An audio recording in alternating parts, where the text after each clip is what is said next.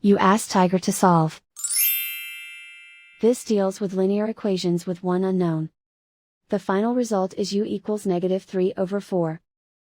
Let's solve it step by step. Isolate the u. Multiply both sides by inverse fraction 3/2. Group like terms. Multiply the coefficients. Simplify the fraction. Multiply the fractions. Simplify the arithmetic.